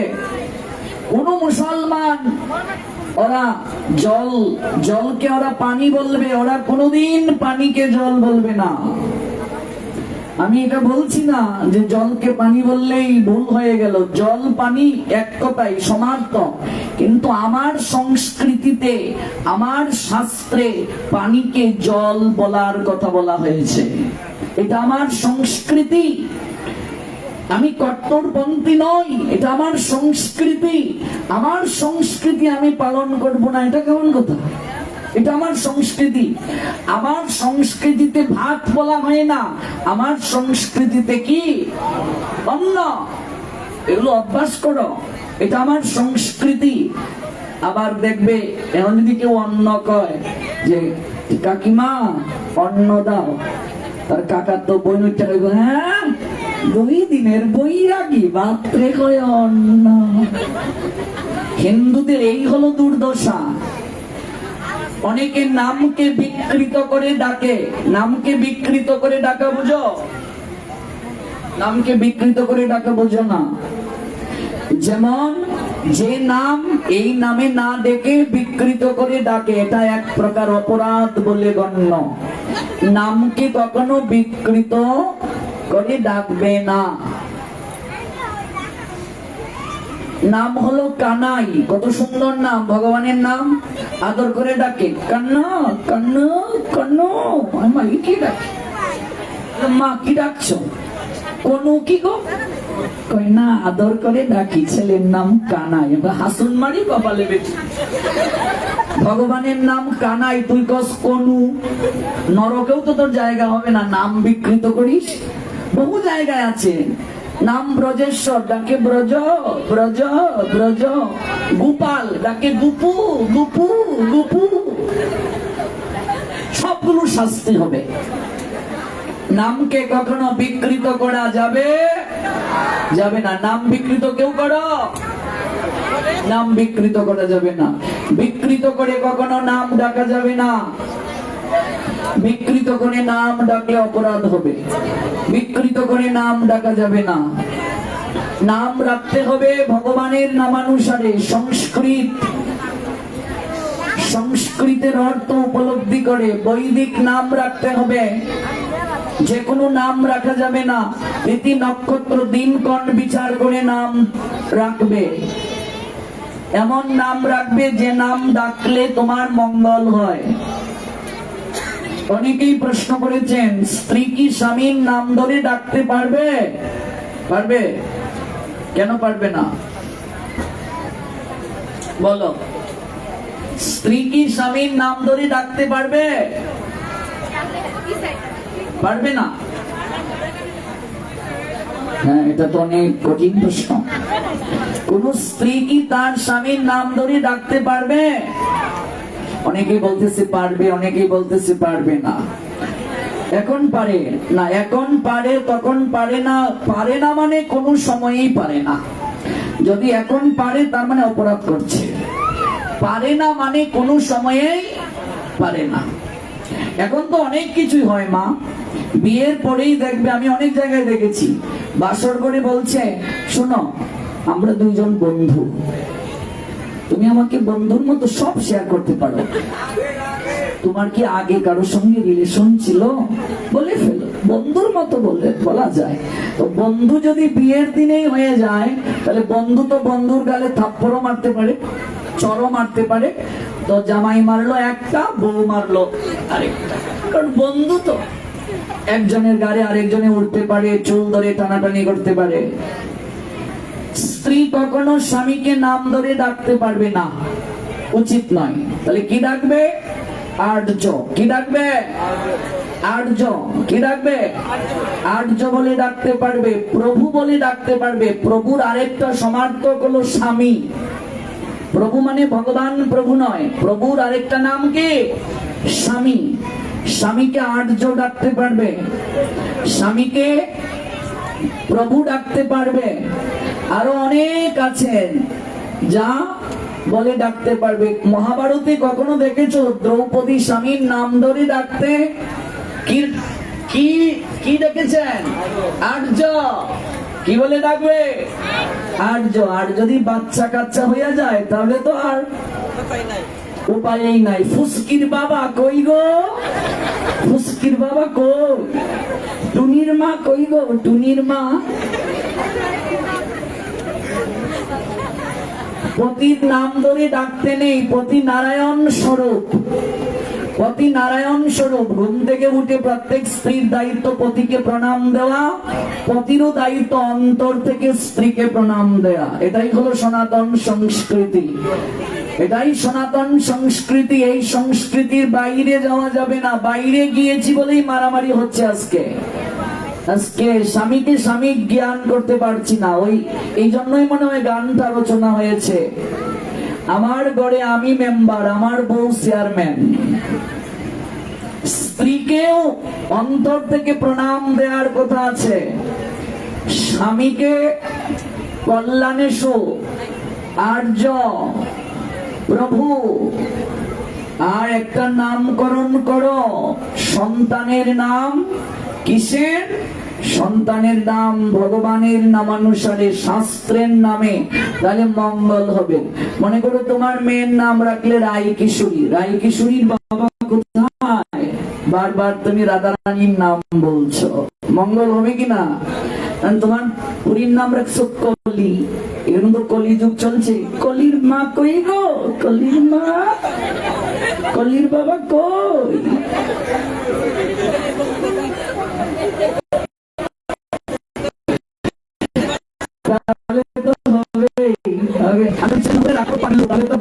পাগলুর বাবা কই? পাগলু বাপেও পাগল, ফুলা পাগলু। আর মা 100% লাভ। এইগুলো অবস্থা আমাদের সমাজে। আসুন, নিজে তো আর নাম রাখতে পারবেন না। সন্তান যখন জন্ম নেবে ওই সময়টা লিখে রাখবেন। যারা পারে, শাস্ত্র সম্বন্ধে জ্ঞাত, তাদের কাছে দেবেন। ওরা তিথি নক্ষত্র দেখে আপনার সন্তানের নাম রেখে দেবে। সিরিয়াল দেখে নাম রাখা হয় না, গুগল সার্চ করে নাম রাখা হয় না। এই জন্যই তো আজকে হিন্দুদের এই দুর্গতি। যে কোনো নামে ডাকলে অমঙ্গল হয়, সন্তানের অকল্যাণ হয়। নামকরণ আগেরকার সময়ে গুরু গোসাই করতেন, জ্যোতিষীগণ বিচার করে করতেন। আর আমরা এখন নামকরণ করি গুগল সার্চ করে, সিরিয়াল দেখে দেখে। এ থেকে বের হয়ে আসো, এগুলো হলো আসল কথা। আজকাল হিন্দুদের নামে, তাদের আচরণে বোঝা যায় না কে হিন্দু কে অন্য ধর্মের। হিন্দুর ছেলের মুখের দিকে তাকালে বোঝা যায় না কোনটা হিন্দুর ছেলে কোনটা যবনের ছেলে। বোঝা যায় না তাদের গেটআপ দেখে, চুলের কাটিং দেখে কোনটা হিন্দুর ছেলে কোনটা ম্লেচ্ছের ছেলে। হিন্দুর বাড়ি আর ম্লেচ্ছের বাড়ি এখন একাকার হয়ে গেছে। হিন্দুর বাড়ি মানে মন্দির, সামনে তুলসী মণ্ডপ থাকবে, ফুলের বাগান থাকবে, পবিত্রতা থাকবে। আজকাল এগুলো থেকে আমরা সরে যাচ্ছি। হিন্দুদের এটুর বিচার আছে। আজকাল অনেক জায়গায় হিন্দুরাও বিছানায় বসে বসে খাওয়া শুরু করে। এটুর কোনো বিচার নাই, পবিত্রতার বিচার নাই। আর বাচ্চাদেরকে কি করে দৌড়ে দৌড়ে খাওয়াচ্ছে, রাস্তার মাঝে দৌড়াচ্ছে, আর অন্যকে এরকম গোল গোল করে খাইলাও বাবা, এটা কোকিলের ডিম খাও বাবা, খাইলাও সোনা সোনা আমার 7 রাজার দন। আরেকটাই আছে ওই দেখো, এটা কাউয়ার ডিম, এটা বগলার ডিম খাও। অথচ হাঁটিতে হাঁটিতে আহার নিষিদ্ধ, শয়ন করে আসান এই আহার নিষিদ্ধ। মনে রাখবে, অনেক মায়েরা বাচ্চা খেতে চায় না, বিছানার মাঝে শুয়ে এবার একেবারে খাচ্ছে না, মুখ এরকম করে, তারপর ঢালছে। এটা লেই দে আর সুজিরই দে, যাই দে, বাচ্চা এরকম করে বের করছে, বমি করছে, বমিটাই চামচ দিয়া আবার মুখের ভিতরে ঢুকাইয়া যন্ত্রণা দেবে। আমার হাড্ডি মাংসি পুরাইয়া খাইতেছ, ফুসকির করে ফুসকি খাস না কেন এরকম। তারপর কইতেছে, শুনছো গো ফুসকির বাবা, আজকে আমার কি আনন্দ, ফুসকিটা পেট বইরা খাইছি। অথচ বৈদিক শাস্ত্রে আমরা দেখতে পাই কৃষ্ণ গুণগান করে করে বাচ্চাদেরকে আহার করানো হতো। দৌড়ে দৌড়ে নয়, কার্টুন দেখাইয়া দেখাই নয়, টিভি দেখাইয়া দেখাইয়া নয়, মোবাইল দেখাইয়া দেখাই নয়।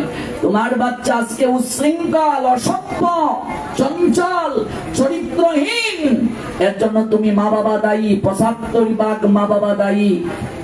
কারণ গর্ভ অবস্থায় তুমি যা করবে, যে প্রক্রিয়ায় সন্তান নেবে, গর্ভ অবস্থায় যে আহার করবে, যে চিন্তা করবে, সন্তানের মাঝে তা প্রভাব পড়বে।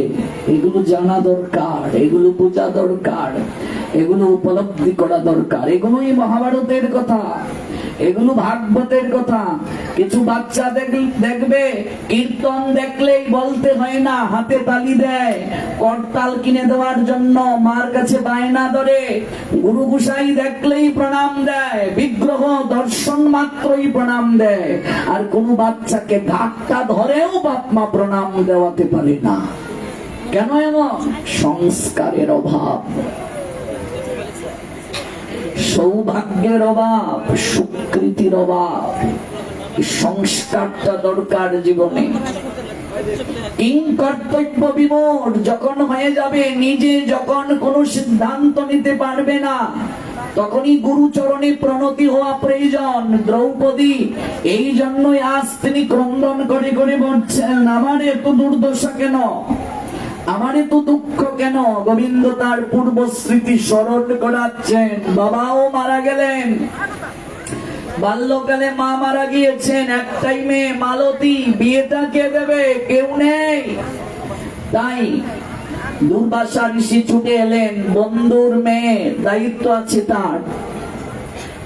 দুর্বাসার চরণে লুটিয়ে পড়লেন মালতী, কেঁদে কেঁদে বলছেন, হে ঋষিবর, আপনি কৃপা করুন, কৃপা করে আমায় একটা পথ দেখান, আপনি কৃপা করে আমার দুঃখ নিরসন কি